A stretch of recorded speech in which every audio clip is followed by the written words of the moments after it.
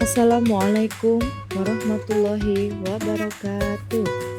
Sampurasun. Saya Lina Asih Purwanti, calon guru penggerak angkatan 7 dari Kabupaten Purwakarta, Provinsi Jawa Barat. Unit kerja UPTD SD Negeri 1 Citalang. Kali ini saya akan merefleksi tentang pemikiran, filosofi Ki Hajar Dewantara, serta implementasinya di sekolah. Menurut pemikiran Ki Hajar Dewantara, tujuan pendidikan adalah menuntun segala kodrat yang ada pada anak-anak, agar mereka dapat mencapai keselamatan dan kebahagiaan yang setinggi-tingginya, baik sebagai manusia dan sebagai masyarakat. Semboyan pendidikan menurut filosofi Ki Hajar Dewantara adalah ing ngarso sung tulodo, artinya di depan memberi contoh. Ing madyo mangun karso, artinya di tengah membangun semangat. Dan tutwuri handayani, artinya menjadi panutan, dari belakang memberikan dorongan. Pemikiran Ki Hajar Dewantara tentang pendidikan adalah kodrat keadaan yang terdiri dari kodrat alam dan kodrat zaman. Kodrat alam berkaitan dengan sifat dan bentuk lingkungan di mana anak berada, sedangkan kodrat zaman berkaitan dengan isi dan iramanya. Kedua kodrat ini berkaitan dengan nilai-nilai dan sifat-sifat kemanusiaan peserta didik. Konsep pemikiran Ki Hajar Dewantara selanjutnya adalah asas trikon, kontinuitas. Artinya kita harus bergerak dan berpikir maju ke depan tanpa melupakan sejarah. Konvergensi artinya pendidikan itu harus berasaskan memanusiakan manusia dan memperkuat nilai kemanusiaan. Konsentris, pendidikan harus menghargai keragaman dan memerdekakan pembelajaran. Setiap peserta didik memiliki keunikan masing-masing.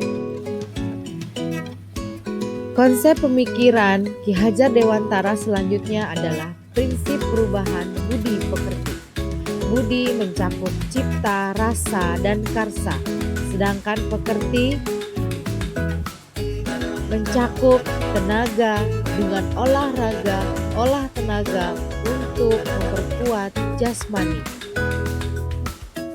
Oleh sebab itu, pendidik hanya dapat menuntun tumbuh atau hidupnya kekuatan kodrat yang ada pada anak-anak. Ki Hajar Dewantara mengibaratkan peran pendidik seperti seorang petani.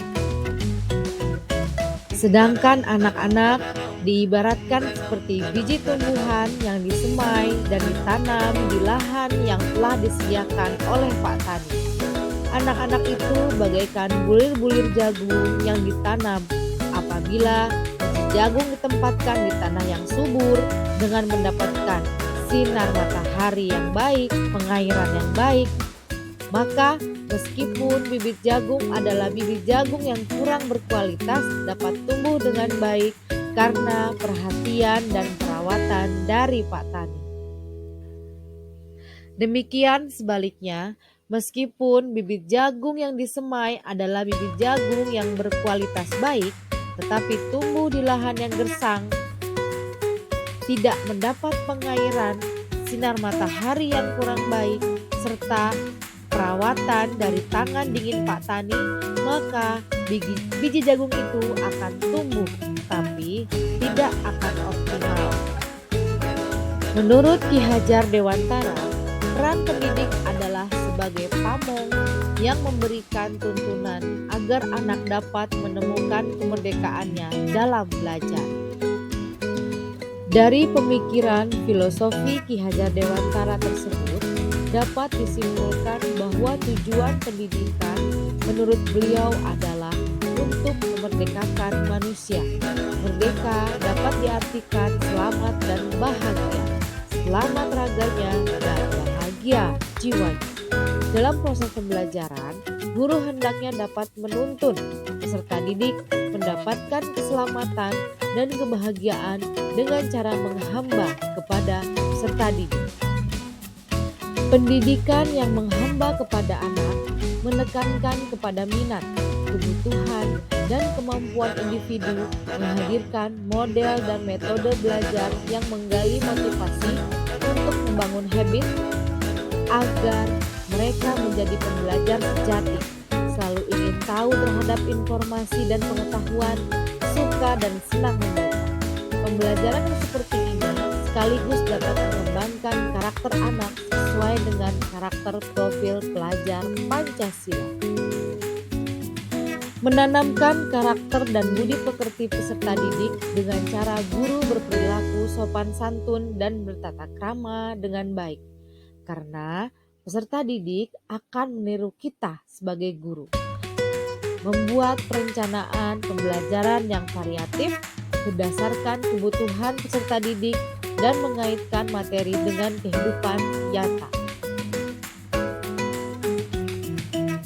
Di sekolah, kegiatan pembelajaran yang saya lakukan dapat saya lakukan di dalam maupun di luar kelas dengan memberikan kebebasan penuh kepada peserta didik untuk aktif dalam pembelajaran agar peserta didik bebas berpendapat, mandiri, kreatif, sehingga pembelajaran jadi menyenangkan.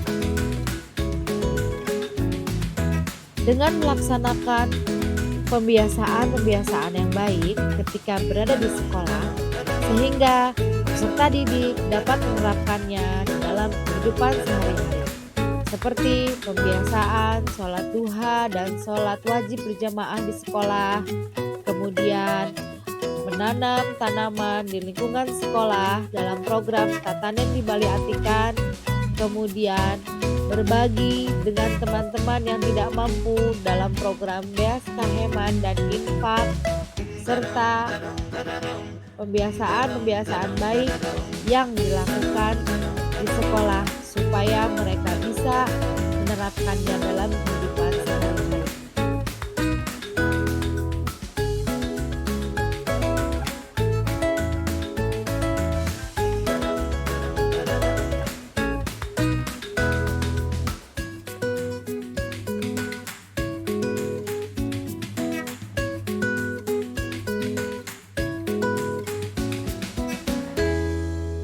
Demikianlah demonstrasi kontekstual modul 1.1 yang saya lakukan di sekolah.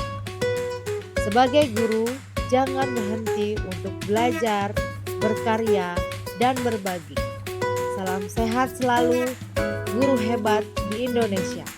Wassalamualaikum warahmatullahi wabarakatuh.